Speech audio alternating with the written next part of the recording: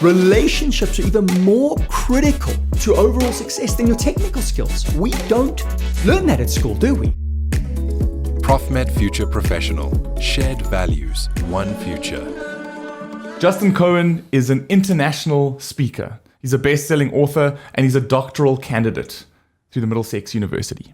Justin, thanks for joining us today. Good to be with you, Mike. And here we are. We're going to talk about winning with relationships.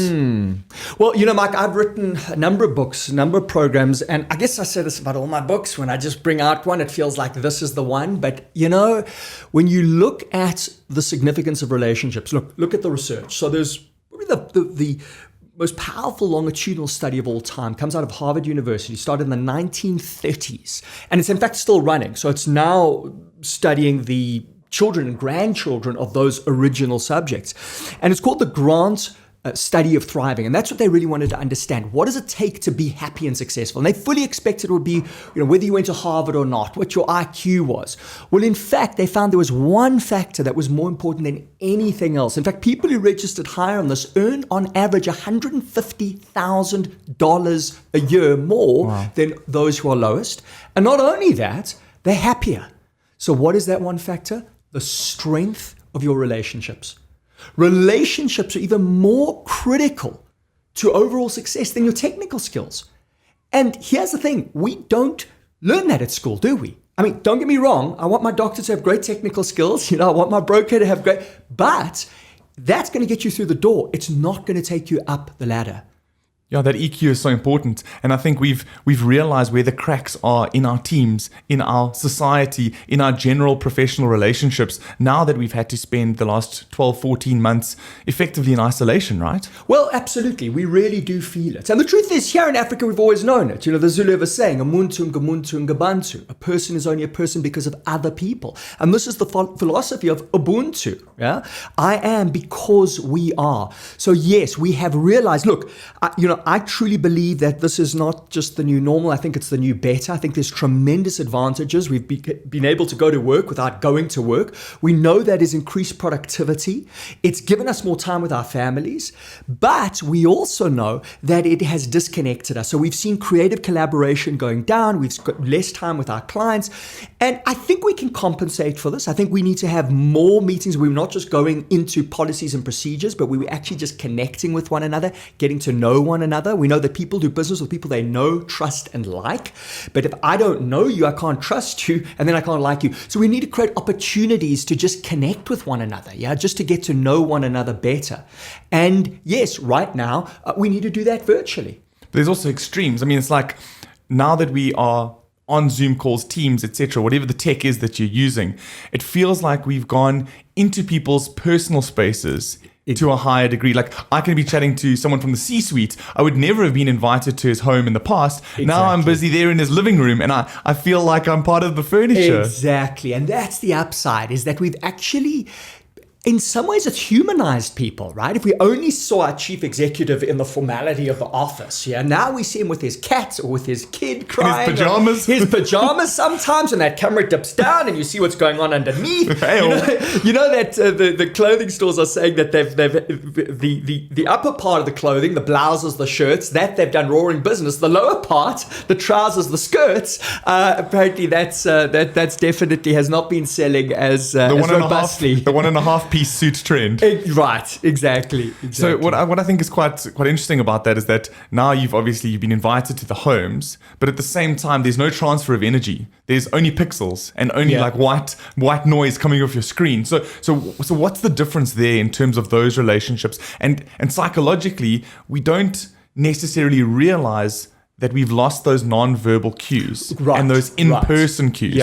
And there's certain things that we can do. Look, one of the things and one of the reasons why Zoom meetings can be a little bit more stressful than normal is that you're looking at somebody like this, eye to eye. Now, generally, if you're looking at somebody that close eye to eye, you are either about to make love to them or you're about to kill them. Yeah. And now you're doing this with everybody. So, just a little tip, sometimes just sitting back a little bit, you don't have to be right up there against the camera.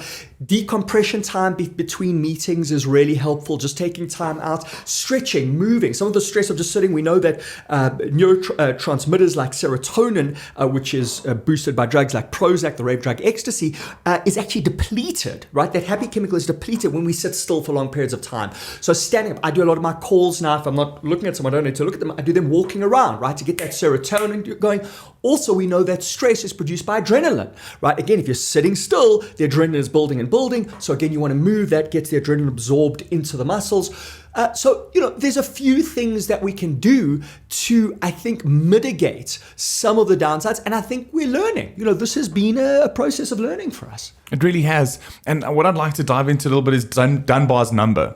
For those of us who have obviously spent more time at home, are we working from home or are we living at work? That whole dichotomy. And then also off the back of that, Dunbar says that the average human is able to manage about 150 relationships. And I think if we go into that space, if we think about the growth of social media, the growth of podcasting, the growth of all these digital channels as we've consumed more content from being at home, what has that done to our personal relationships? What has that done to our Facebook friends, our Twitter followers? What have these two worlds collided in terms of how the tech and the humanity has either benefited or had a con from? Look, I'm a big lover of progress. We are in the fourth industrial revolution, the most unprecedented transformation in the history of humankind. And we're hitting some speed bumps. I believe that the biggest threat, quite frankly, to human civilization right now is disinformation. Fake news, junk news, conspiracy theories, which has just been proliferated, right? Facebook has given a megaphone to this nonsense. But I think that they are now mitigating. They're shifting those algorithms. I just think we have to be very nervous. One of the things, Mike, that really concerns me, one of my areas in human transformation is emotional well-being.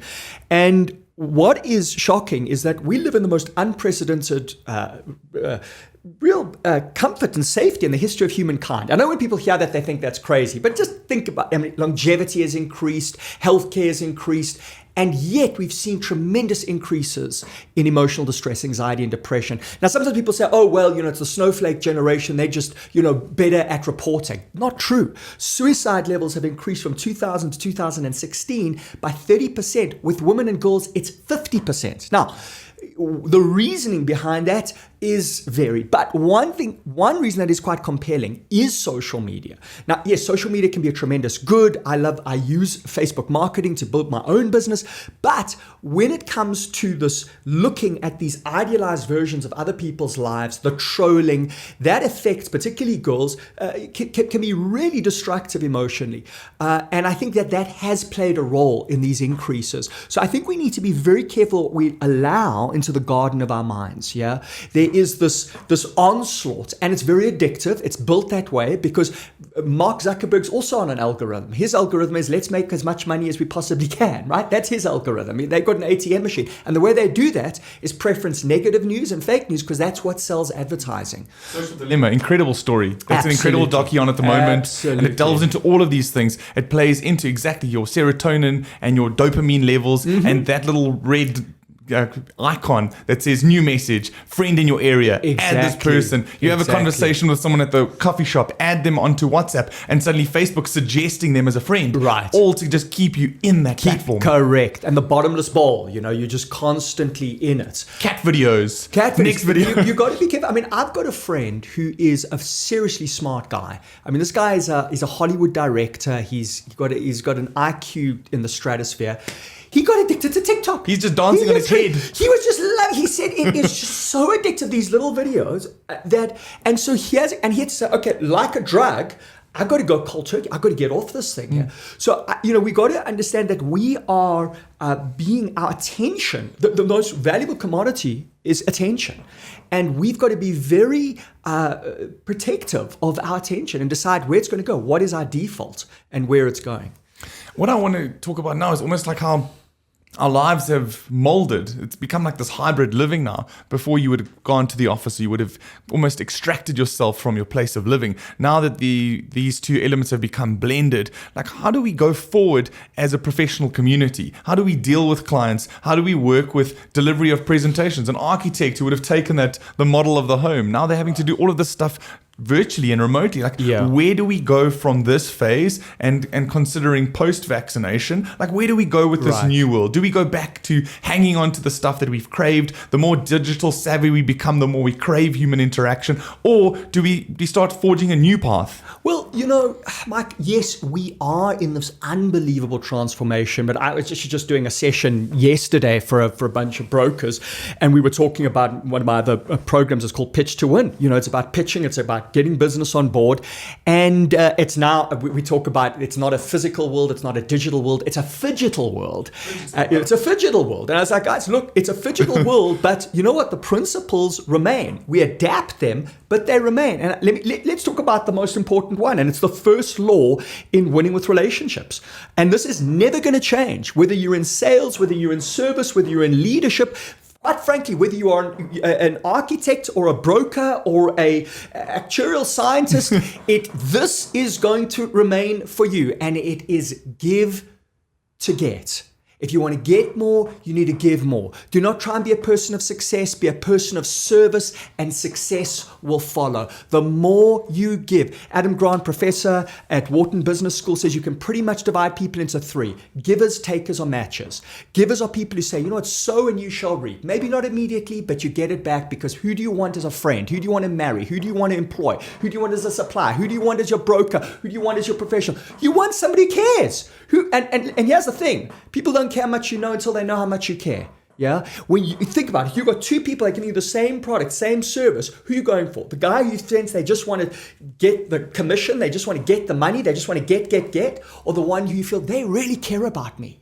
This person, they're going to be there for me. As I say, I do a lot of work with brokers, and the most successful brokers that I work with are the most giving. They're the most loving. They care deeply about their clients. Those clients would not go anywhere else. They become part of the family. They're not just a service provider. They are a partner. They are givers. So Adam Grant says, givers, takers, or matchers. Who are you going to be, right? So then you get takers. Takers are people who say it's a dog-eat-dog's world. You better take before somebody else does. What those people don't realize is that they're the dog, right? And then you get matchers, and matchers are people who say, if you sow, then I will sow. You don't want to be on a team full of matchers because everybody starves. Now, of course, what we see is overall, look, you can be a taker, and there are many takers. We might have just got rid of one in the Oval Office recently, so you can actually get to high office and be a taker. But you've got to ask yourself, how will Jacob Zuma go down in history? How will Donald Trump go down in history? Yeah, so you can get there, and if you give to the right people, but ultimately it's not a very successful strategy. Giving is the strategy. And here's the beautiful thing, because I know that we're talking about ProfMed, and as a proud ProfMed member, I've been a member for 23 years now. Let's talk a bit about our health here. Mike, when we talk about relationships, we're not just talking about success in business. We're not just talking about our success. We're talking about our health. Do you know that people with the weakest bonds are 50% more likely to die prematurely? Now, smoking's not a good idea, but if you've got very weak relationships, it's worse on your health than being a smoker. Worse on your health. How do you fill up your tank? You're a very energetic guy. You feel like a giver. So how do you fill up your tank after putting all this energy? I'm doing it right now with you. Like, for me, this is like the idea that you and I can connect and share ideas and bond. We got a little bit of a history that goes back 20 years. Yeah. It revs us up. Folks, we are social creatures, right? We are social creatures, and we forget that at our peril. And some people say, the way that I am is the way that I am. No, we don't come out of the womb with our social skills. I never used to have very good social skills. I like to think that they have improved because I've put this into practice. Now, this is a handbook. Somebody called Winning with Relationships, How to Win Friends and Influence People for the 21st Century. And that was like the best compliment I ever got, because I don't know if you ever came across that book. It was written in the 1930s. That book changed my life. Which, it's a little out of date now, but just the idea of how do we actually build great bonds with people?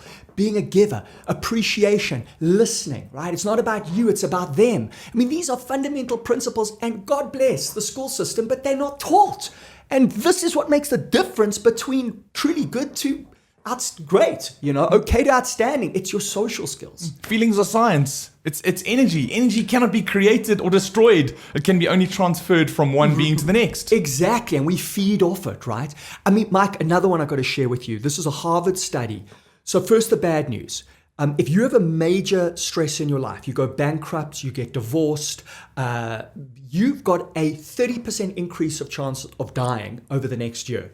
If you're somebody who regularly helps others, who regularly serves others, your increased chances of dying are zero.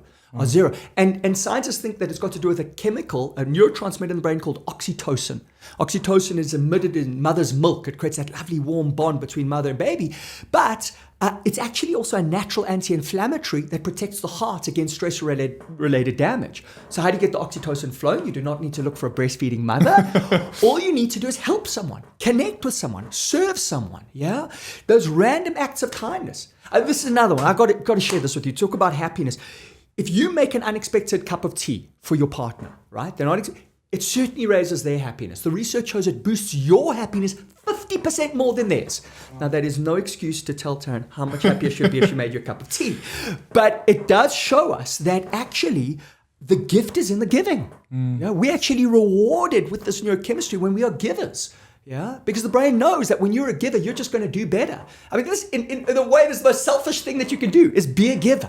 Tell me about love languages. Believer or skeptic? No, I think there's a lot. Interesting. I'm doing work with sales teams on realizing that clients have love languages. Clients. That's great. So client love languages. Let's just run through a few of those. We look at love languages. Look, the one thing about love language is the idea that, people want different things and you want to know what it is they want. Appreciation is one, gifts is another, time is another, right? Attention. So all of these, but I will say this, as much as we talk about those different love languages, Mike, the one that I think is universal is appreciation. The number one reason people leave a job, lack of appreciation. The number one complaint spouses have about one another, lack of appreciation. We have a negativity bias. So we're always looking for what's wrong and we don't appreciate what's right. And it's natural, but cyanide is also natural. And so what we have to do is we have to actively be more appreciative and actually make a commitment. Every day, I'm going to catch 3 people doing things right. And I did a lot of work on culture, corporate culture. If you want to see, and Harvard study shows your top corporate cultures 10 times the revenue of the weak cultures. The most powerful way you can raise a corporate culture, bring praise and appreciation and celebration in. Be liberal with praise, appreciation, and celebration. High praise organizations, high performance organizations. I've seen that again and again and again. It doesn't come naturally. We have to do it deliberately. When you go home, just make that commitment. I'm going to tell my partner, what I appreciate about it. And here's what happens. This is the most powerful leadership tool. What gets appreciated gets repeated. What gets appreciated gets repeated. Number 2, very few things sustainably increase happiness. Gratitude is one of them. When you're thanking someone, you're giving gratitude for having this person in your life. So you feel richer. Yeah. You feel better. Yeah. And number 3, you appreciate them. They start smiling. It's contagious. You start smiling too. And you got this little party going on. One of the most powerful tools to boost any relationship. Appreciation. And that's the thing, by having been in a mask culture, don't get to see those smiles as often. Exactly. And then when you smile, it automatically brought joy to my own face. Mike, there's a part of the brain called the mirror neuron network. We mirror the emotions of the people around us. So when somebody smiles at you, even if they don't smile back, that person doesn't smile when you smile at them, the part of your brain that activates smiling is triggered. If you were in a brain scan, you'd see it would actually be triggered. So we are interconnected. Your emotion is contagious. That's why when we talk about pitching, one of the other programs that I do is the research and major study, 70 different organizations in Europe found the number one factor determining the success of a pitch is energy and enthusiasm, right? Because people move emotionally before they move any other way. Justin, we could sit here all day talking about relationships. Let's give yourself a quick plug. Tell the people in the camera, like, how do we find you? Do we find you on social? Thank you, Mike. How do I get hold of your new book? Exclusives, Great. I assume? Absolutely. So it's at Exclusives. It's at actually most bookstores around South Africa, and in fact internationally too. And maybe if we just put on these little details, which is if anybody wants to connect with me at justinpresents.com or LinkedIn or Facebook, Justin Presents. And Got to get you onto TikTok. It's the new Got to generation. get me apparently. Got to get you onto Get my TikTok. Hollywood. It's the only way my friend will get to see me. You know. That's it. Yeah. But it's been incredibly talking to Justin Cohen today. It's an important takeout as we finish today's session of this vodcast, looking at appreciation. Remember to drive the appreciation internally for your teams. Thank them. We've spent so much time really just sending very succinct and sometimes short messages with no tone. Show people that you're showing up and what they mean to you, both in your personal and your professional life. Thanks, Justin. Thanks, Mike. ProfMed Future Professional. Shared values, one future.